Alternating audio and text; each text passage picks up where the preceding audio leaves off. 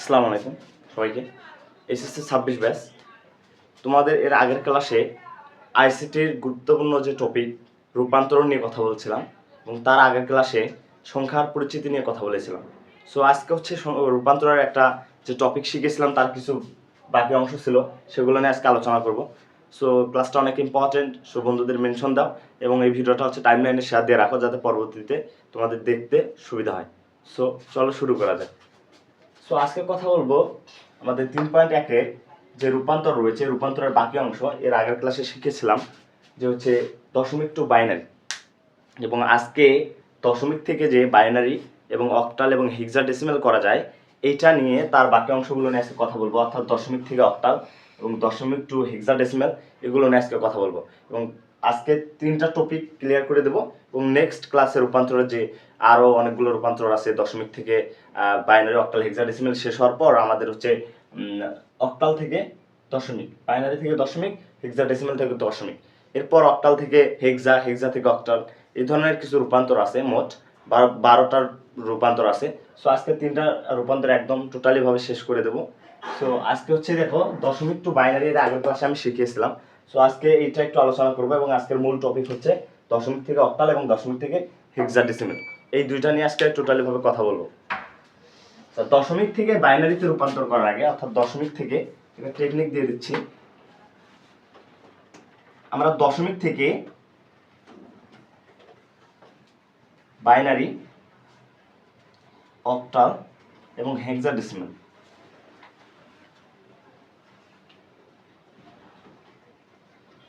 দেখো বাইনারি থেকে দশমিক থেকে আমরা বাইনারি, অক্টাল এবং হেক্সাডেসিমাল এই তিনটা যাই করি না কেন, তিনটারে নিয়ম হচ্ছে একই, আমরা একই নিয়মে আমরা তিনটাতে রূপান্তর করতে পারি।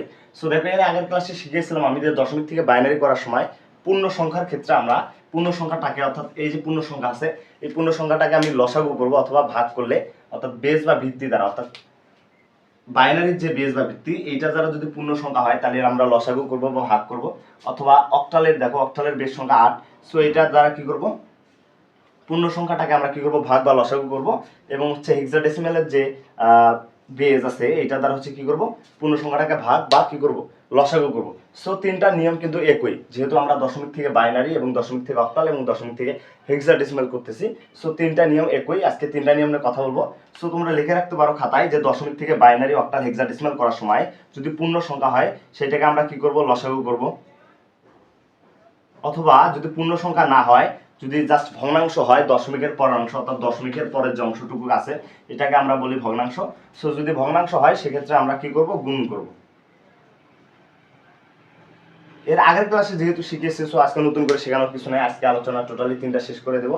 তো আমি একটু ক্লিয়ার করে নিচ্ছি। ফার্স্ট যেটা কথা বলবো সেটা হচ্ছে দশমিক থেকে বাইনারি। সো আমি আগে জাস্ট পূর্ণ সংখ্যা একটা তুলায় নিলাম, এটা হচ্ছে দশমিক, এবং এই দশমিক থেকে যদি আমি এটা বাইনারি করতে যাই, জাস্ট এটা পূর্ণ সংখ্যা, এরপরে কিন্তু দশমিকের কোনো সংখ্যা নাই, যার কারণে এটা ভগ্নাংশ নেই। অর্থাৎ এই যে টোটালি দশমিকের পর 0.1 যেটা আছে এটা কিন্তু আমি এখনো তুলি নাই, জাস্ট 153 যেটা, এটা জাস্ট করে দেখাই, তারপর হচ্ছে 1 2 নিয়ে আলোচনা করব।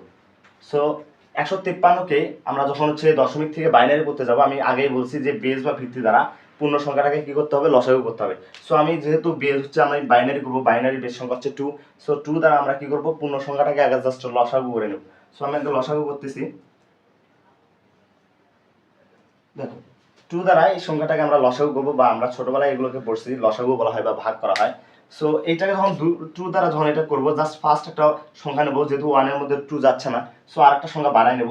সো এটা 5 নিলাম, সো এটা আমাদের হলো 15। সো 2 দ্বারা যদি এটাকে দেখি মানে 7 দিয়ে যাচ্ছে, তাহলে 7 দুগুণ 14। আচ্ছা 15 থেকে যদি 14 যায় তাহলে থাকে 1। সো আমরা মনে মনে এটা কাউন্ট করব, এখানে উপরে 1 আছে। সো 1 যদি যায় তাহলে এখানে আছে 3 আর 1 কত হচ্ছে, তাহলে হচ্ছে টোটালি হচ্ছে 13 হচ্ছে। তাহলে আমরা দেখবো যে 2 এ 13 এর মধ্যে কয়বার যায়, সো 6 দুগুণ 12। এখন দেখো 6 দুগুণ 12, এখন এখানে ছিল আমরা মনে মনে যে কাউন্ট করছিলাম 13, এখন আমরা আমাদের হচ্ছে 12। সো হাতে থাকে কত, 1 এক্সট্রা থাকতেছে, ওই একটা আমরা এখানে নিয়ে এসে দেবো। আশা করি ক্লিয়ার। সো আবার আমরা 2 দ্বারা এটাকে আবার করব, বাকি অংশটাকে দেখবো যে আমরা 2 দ্বারা এটাকে যাচ্ছে কিনা। সো 2 দ্বারা যদি আমরা দেখি, এই যে 7 যদি নেই, তাহলে দেখো 7 এর মধ্যে 2 দ্বারা দিলে 3 দুগুণ 6। সো 7 থেকে যদি আসে না আমরা 6 বাদ দেই তাহলে 1 থাকতেছে। তাহলে এখন মনে মনে ওইটা যদি কাউন্ট করি তাহলে কত হচ্ছে 16 হয়ে যাচ্ছে, রাইট। সো এখন আমরা 16 দেখবো যে 2 কত যায়, তাহলে হচ্ছে 8 দুগুণ 16, দেখো 8 দুগুণ 16। এখন দেখো যে টোটালি কিন্তু আমাদের মিলে গেছে, হাতে কিন্তু আর এক্সট্রা নাই। এর আগেতে এক্সট্রা ছিল বিধায় আমরা 1 এখানে বসিয়েছি, কিন্তু এখন কিন্তু এক্সট্রা হাতে পাচ্ছে না। সো এখানে কি বসাবো, 0 বসাবো। অনুরূপভাবে করতে থাকবো, তো 2 দিয়ে আবার দিলাম। সো 2 কে 2, এখানে 3 থেকে 2 গেলে 1 থাকে, এবং এই 1 মনে মনে কাউন্ট করে পাশের সংখ্যাটা যদি ধরি তাহলে 18, তাহলে আমরা বলবো 9 দুগুণ 18। তো আবার মিলে গেছে, এই জন্য 0। এইভাবে আমরা করতে থাকবো। 2 দিয়ে দিলাম আবার, দেখো এই যে 1 যাচ্ছে না, তো এই পাশে নিলাম। সো 9 দুগুণ 18, সো 9 দুগুণ 18 হলে 19 থেকে, আর 19 থেকে 18 গেলে 1 থাকে। এই 1টা এক্সট্রা যে 1, এটা এখানে বসিয়ে দেবো। আবার 2 দিয়ে দিলাম। সো দেখো হচ্ছে 4 দুগুণ 8, 1 থাকে, এই 1টা এক্সট্রাটা এখানে বসিয়ে দেবো। আবার 2 দিয়ে দিলাম। সো 2 দুগুণ 4, 1 বসিয়ে দেবো। আবার 2 দিয়ে দিলাম। সো 2 কে 2 মিলিয়ে গেছে 0। এখন দেখো আবার 2 দিয়ে দিলাম, এবং এই 1 এর মধ্যে 2 দিয়ে কিন্তু যাচ্ছে না। সো এই 1 এর মধ্যে যখন 2 দিয়ে আমরা যাবে না, তখন আমরা একটা কি করব, শূন্য এখানে নেব, এবং এই 1টা এবার হাতের ডান পাশে বসিয়ে দেব। আশা করি বুঝতে পারছি।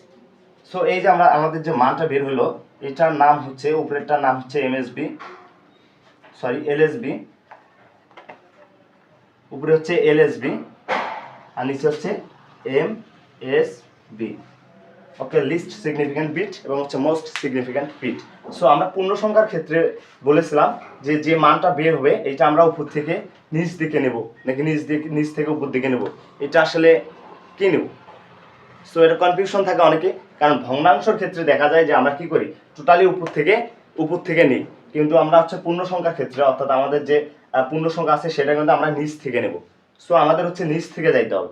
সো আমাদের এটার অ্যান্সার হচ্ছে, আমরা যদি এটা দেখি তাহলে এটার অ্যান্সার হচ্ছে 1011, অর্থাৎ নিচ থেকে নেব 1001। সো এটা হচ্ছে আমাদের হচ্ছে বাইনারি থেকে যে এই যে 153-র যে বাইনারি মান, এটা হচ্ছে 153-র বাইনারি মান। আশা করি বুঝতে পেরেছো সবাই।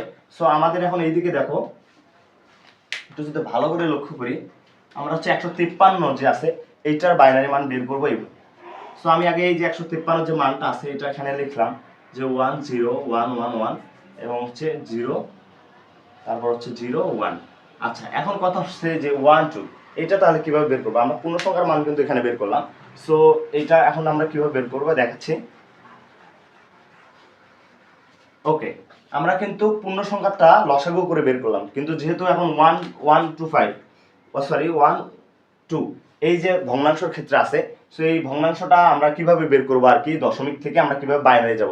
আমি বলছিলাম যে পূর্ণ সংখ্যার ক্ষেত্রে লসাগু করতে হবে, আর ভগ্নাংশের ক্ষেত্রে গুণন করতে হবে। এখন গুণন করবো কি দিয়া, বেস দ্বারা, অর্থাৎ যে সংখ্যাটাতে রূপান্তর করতে বলবে ওই সংখ্যাটার বেস দ্বারা গুণন করতে হবে। সো আমরা যেহেতু বাইনারি করতেছি, তো বাইনারি অবশ্যই 2, এবং 2 দ্বারা যদি আমরা গুণন করি, আমরা মাঝখানে এটা দাগ দিয়ে নেবো। সো এখন দেখো আমরা যদি এটা গুণন করি তাহলে দেখো 2 দুগুণ 4, এবং 2 কে 2। ওকে, এখন দেখো যেহেতু 2 সংখ্যা আছে উপরে 1 2, সেই জন্য 2 সংখ্যা বের হয়েছে। তো 2 সংখ্যা উপরে ছিল 1 2, সেই জন্য আমরা 2 সংখ্যা লিখলাম, কিন্তু আমাদের হচ্ছে বাইনারিতে মান আমরা 0 এবং 1 দরকার। সো এখানে কিন্তু 0 1 কিছুই থাকতেছে না। সো যখন দেখবা যে 2 সংখ্যার ঘর 2 সংখ্যায় বের হয়েছে, তখন আর কি থাকে, তখন বাম পাশে জাস্ট শূন্য দিয়ে নেবো। ওকে, ক্লিয়ার। আবার 2 দ্বারা যদি আমরা দেই, তাহলে এখন একটু ভালো করে দেখো, 4 দুগুণ 8, এবং হচ্ছে 2 দুগুণ 4, দেখো আবার কিন্তু মিলে গেছে, মানে এক্সট্রা থাকতেছে না। 3 সংখ্যার যদি বের হতো তাহলে আমরা এখানে লিখতাম, যেহেতু 3 সংখ্যার বের হচ্ছে না তাহলে আবার 0 দিয়ে নেব। ওকে, আবার যদি 2 দিয়ে দিই,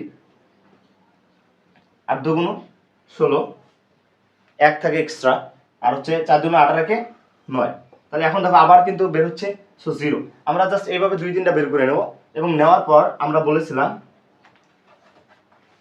নিচে আসবে এলএসবি, উপরে আসবে এমএসবি, অর্থাৎ আমরা ভগ্নাংশের ক্ষেত্রে উপর থেকে নিচ দিকে নেব, আর পূর্ণ সংখ্যার ক্ষেত্রে নিচ থেকে উপর দিকে নেব।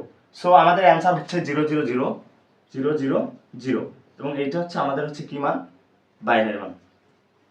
সো আশা করি যে হচ্ছে পূর্ণ সংখ্যা এবং ভগ্নাংশর বাইনারি থেকে, দশমিক থেকে বাইনারি, এটা কমপ্লিট, আর কোনো ঝামেলা নাই। যদি কারো কোনো প্রশ্ন থাকে সো কমেন্ট করে জানাবো, অবশ্যই আমি চেষ্টা করবো পরবর্তী ক্লাসে তোমাদের যেগুলো আছে, সমস্যাগুলো আছে, এগুলো নিয়ে আলোচনা করার জন্য।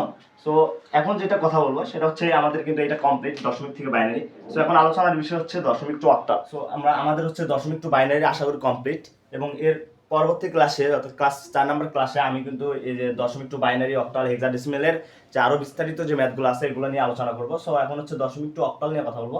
সো দেখো, দশমিক টু অক্টাল করার সময় আমি বলেছিলাম যে বেস বা ভিত্তি দ্বারা পূর্ণ সংখ্যাটাকে লসাগু এবং ভগ্নাংশটাকে গুণন করতে হবে। সো যেহেতু 153 হচ্ছে কি পূর্ণ সংখ্যা, সো আমরা এটাকে কি করবো, আগে বেস বা ভিত্তি দ্বারা কি করব, লসাগু করব। সো 153 কে যদি আমরা লসাগু করি 8 দ্বারা, সো দেখো এখন দেখো আমাদের বেস সংখ্যা কত 8 অক্টালের, সো এটা দ্বারা লসাগু করব। সো 8 দ্বারা যদি 15 কে আমরা যদি ট্রাই করি তাহলে দেখো 8 দুগুণ 16, বেশি হয়ে যাচ্ছে, সো যাচ্ছে না। এই জন্য আমরা পরবর্তী সংখ্যাটাও নেব। তো 153 কে যদি আমরা দেখি একটু কাইন্ডলি, একটু আগে বলছি, সো 19 দিয়ে যায়। সো 19 দিয়ে যদি 108 আর 19 গুণন করি আমরা, তো 152 হচ্ছে। সো 1 থাকে না এক্সট্রা, সো এই 1 হচ্ছে আমরা এখানে লিখবো। সো আবার 8 দিয়ে দিলাম। সো 8 দিয়ে দেখো 8 দুগুণ 16, অর্থাৎ হচ্ছে 2 দিয়ে যাচ্ছে, তো 8 দুগুণ 16, 16 দিয়ে যদি হয় তাহলে 17, 18, 19, অর্থাৎ 3 থাকতেছে এক্সট্রা, এবং এই 3 আমরা এখানে লিখব। সেম ভাবে আমরা তো যে দশমিক থেকে বাইনারি করার সময় যে সিস্টেমটা ইউজ করছে এই সিস্টেমটা এখানে ইউজ করব। সো আবার যদি আমরা 8 দিয়ে দিই, সো দেখো 8 দিয়ে কিন্তু 2 এর মধ্যে যাচ্ছে না। সো যখন যাবে না তখন আমি বলছিলাম একটা শূন্য নিতে হবে, এবং এই যে 2টা থাকবে এটা কি হাতের ডান পাশে বসিয়ে দিতে হবে। সো আমি বসিয়ে দিলাম, এবং উপরে হচ্ছে এলএসবি এবং নিচে হচ্ছে এমএসবি। সো আমাদের কি করতে হবে, এলএসবি এমএসবি, আমি বলছিলাম যে পূর্ণ সংখ্যার ক্ষেত্রে আমাদের হচ্ছে নিচ থেকে উপর দিকে যাইতে হবে। সো আমাদের অ্যান্সার হচ্ছে কি তোমার 231, আমাদের হচ্ছে 153 অ্যান্সার হচ্ছে 231, এবং আমাদের ভগ্নাংশ যেহেতু হচ্ছে 165 ভগ্নাংশ। সো আমরা ভগ্নাংশের ক্ষেত্রে বলছিলাম যে বেস বা ভিত্তি দ্বারা গুণন করতে হবে। সো আমি গুণন করলাম এবং এখানে একটা টার্ম দিয়ে নিলাম। দেখো এখন দেখো এই সংখ্যাটাকে যেহেতু 2 সংখ্যা, 652 সংখ্যা, সো গুণন করার পর যদি 2 সংখ্যা হয় তাহলে 2 সংখ্যায় লিখবো এখানে, এবং হাতের বাম পাশে কি শূন্য দেবো, এবং যদি 3 সংখ্যার হয় তাহলে 2 সংখ্যা লিখে হাতের বাম পাশের সংখ্যাটা বসিয়ে দেবো। সো আমি যদি একটু দেখি যে 5 40, হাতে থাকে হচ্ছে তোমার এক্সট্রা 4, সো 6 48, আর হচ্ছে 4 হচ্ছে 52। সো আমি হচ্ছে 2 লিখলাম, দেখো যেহেতু 2 সংখ্যা এই জন্য 2 সংখ্যা লিখলাম, এবং যে 5 থাকতেছে এই 5টা আমরা এখানে লিখবো। আশা করি বুঝতে পারছি। সো আবার বেস দ্বারা ভিত্তি দ্বারা আমরা বলছিলাম 2 3 বাদ দিব, বেশি না 2 3 বাদ দিব। সো আমি আবার দিলাম যে 0, এবং 8 দুগুণ হচ্ছে কত 16, এখানে দেখো 1 থাকতেছে, 1 এখানে দিলাম। আশা করি বুঝতে পারছো। আবার যদি আমরা 8 দিয়ে দিই, দেখো 8 দিয়ে দিলে 0, 6 আসছে 48, এবং এই যে এক্সট্রা যে 4 থাকে এটা আমরা এখানে দেবো, অর্থাৎ যেহেতু 2 সংখ্যা করে লিখবো, বাকিগুলো এই পাশে লিখবো। এবং এইটাতে আমি বলছিলাম উপরে হবে হচ্ছে এমএসবি, নিচে আসবে এলএসবি, অর্থাৎ আমরা কি করব যে উপর থেকে নিচ দিকের যে সংখ্যাগুলো এগুলো নেব। সো আমরা যদি এখন দেখি যে 153.65 এইটার যে আর কি এখন হচ্ছে তোমার হচ্ছে দশমিক থেকে অক্টাল করলাম, এইটার মান তাহলে কি বের হলো, তাহলে একটু যদি আমরা কাইন্ডলি দেখি যে মানটা কি বের হচ্ছে। সো আমাদের অ্যান্সার হচ্ছে, আমি যদি 231, তাহলে 153 হচ্ছে 231 দশমিক, এবং 65 এর যেটা 12 হচ্ছে আর কি 514, সো 514। সো আমাদের অ্যান্সার হচ্ছে এইটা। আশা করি দশমিক টু অক্টাল এটা ক্লিয়ার, এবং এর পরবর্তী ক্লাসে দশমিক থেকে বাইনারি বা দশমিক থেকে অক্টালের আরও বিস্তারিত ম্যাথ নিয়ে হাজির হব। সো আলোচনা করব যাতে তোমাদের কোনো প্রবলেম না থাকে। পরবর্তীতে নতুন টপিক নিয়ে কথা বলবো, প্লাস এগুলো ম্যাথ তোমাদেরকে করতে দেবো, সমস্যা নেই। সো আজকের এখনকার টপিক হচ্ছে দশমিক টু হেক্সাডেসিমাল। সো এখন হচ্ছে দশমিক থেকে হেক্সাডেসিমাল শেখাবো। আমাদের দশমিক থেকে অক্টাল এবং দশমিক থেকে বাইনারি শেষ, এবং দশমিক থেকে অক্টাল শেখাবো। সো এখানে যে 2টা সংখ্যা দেওয়া আছে, একটা পূর্ণ সংখ্যা একটা হচ্ছে ভগ্নাংশ। সো আমি বলছি পূর্ণ সংখ্যার ক্ষেত্রে বেস বা ভিত্তি দ্বারা লসাগু করব, এবং ভগ্নাংশের ক্ষেত্রে গুণন করব। সো আমি প্রথমে যেটা পূর্ণ সংখ্যাটা লিখেছি, এবং হচ্ছে বেস বা ভিত্তি দ্বারা এটাকে কি করেছি, ভাগ করেছি। সো ভাগ করার ক্ষেত্রে দেখো 16 দিয়ে 153কে 9 বার যায়, এবং এক্সট্রা যে 9 থাকে এই 9টা আমি এখানে লিখেছি, এবং আবার 16 দিয়ে যেহেতু 9 এর মধ্যে যায় না, এখন আমি বলছিলাম যখন যাবে না তখন আমরা একটা শূন্য দেবো, এবং হাতের ডান পাশে তোমার হচ্ছে ওই 9টা বসিয়ে দেবো, ওই সংখ্যাটা বসিয়ে দেবো। সো আমাদের হচ্ছে 99, এবং আমরা হচ্ছে উপরে হলো এলএসবি, নিচে এমএসবি, মানে ওই সংখ্যাটাকে আমরা নিচ থেকে কাউন্ট করব। সো আমাদের অ্যান্সার হচ্ছে 99। সো আমাদের হচ্ছে 99, এবং হচ্ছে দশমিকের পর হচ্ছে 65, ওই 65 সংখ্যাটাকে যদি আমরা কি করি হেক্সাডেসিমাল করতে যাই তাহলে গুণন করতে বলছিলাম। সো আমরা যদি 65কে 16 দ্বারা গুণন করি, দেখবা যে কয়টা সংখ্যা আসে, 4টা সংখ্যা আসে। আমি বলছিলাম যেহেতু 65 2টা সংখ্যা, সেই জন্য আমরা 2টা সংখ্যা লিখবো, এবং বাকি যে সংখ্যাগুলো আছে এই সংখ্যাগুলো হাতের কি বাম পাশে লিখবো। সো আমি এই 10 হাতের বাম পাশে লিখলাম, এবং 10 এর একটা মান আছে যেটার নাম হচ্ছে এ, হেক্সাডেসিমালে কাউন্ট করা হয় এ। সো হচ্ছে 10, যেটাকে আমরা এ বলবো, এবং এরপর আবার যখন 16 দ্বারা এই অ্যান্সারটাকে গুণন করব, সো আবার দেখো 640 আগে আসে। সো আমরা দুই সংখ্যা এখানে লেখার পর বাকি সংখ্যাটা হচ্ছে হাতের বাম পাশে লিখবো। অনুরূপভাবে 3বার দিলাম। 3বার দেওয়ার পর আমরা আসলে কাউন্ট করবো এমএসবি এবং এলএসবি, অর্থাৎ এর আগেরটা যদি আমরা নিচ থেকে উপর দিকে গেছি, সো এইটাতে আমরা হচ্ছে উপর থেকে নিচ দিকে আসবো। সো আমাদের অ্যান্সার হচ্ছে 166, অর্থাৎ হচ্ছে সরি A66। এইটা হচ্ছে আমাদের অ্যান্সার। সো আমি আরেকবার রিভাইজ করে দিচ্ছি যে কোনটা আর কিভাবে করবো আর কি। দশমিক থেকে বাইনারি, অক্টাল এবং হেক্সাডেসিমাল করতে গেলে পূর্ণ সংখ্যার ক্ষেত্রে বেস বা ভিত্তি দ্বারা, অর্থাৎ যেইটা রূপান্তর করতে বলবে এইটার বেস বা ভিত্তি দ্বারা কি করব, লসাগু করব বা ভাগ করব আমরা সেই সংখ্যাটাকে, এবং যে অ্যান্সারটা বের হবে এইটা উপরে থাকবে এলএসবি, নিচে হচ্ছে এমএসবি, অর্থাৎ নিচ থেকে আমরা উপর দিকে যাব কাউন্ট করব। এবং ভগ্নাংশের ক্ষেত্রে অর্থাৎ দশমিকের পর যে সংখ্যাগুলো থাকবে এই সংখ্যাগুলোকে যদি আমরা দশমিক থেকে বাইনারি, অক্টাল, হেক্সাডেসিমাল করতে যাই তাহলে এই ভগ্নাংশের ক্ষেত্রে গুণন করব বেস বা ভিত্তি দ্বারা। যে সংখ্যাটা বের করতে বলবে এই সংখ্যাটার বেস বা ভিত্তি দ্বারা কি করব, গুণন করব, এবং যে অ্যান্সারটা বের হবে এবং এই অ্যান্সারটার উপরে থাকবে এমএসবি, নিচে থাকবে হচ্ছে এলএসবি, অর্থাৎ উপর থেকে নিচ থেকে আমরা কাউন্ট করব। সো আজকের ক্লাসটা এই পর্যন্তই ছিল, এবং এর পরবর্তী ক্লাসে রূপান্তরের আরেকটা নতুন ক্লাস নিয়ে দেখা হবে, এবং সেইখানে এগুলোর পাশাপাশি সলভ করার পাশাপাশি নতুন আরও রূপান্তরের টপিক নিয়ে কথা বলবো। সবাইকে অসংখ্য অসংখ্য ধন্যবাদ। Thank you.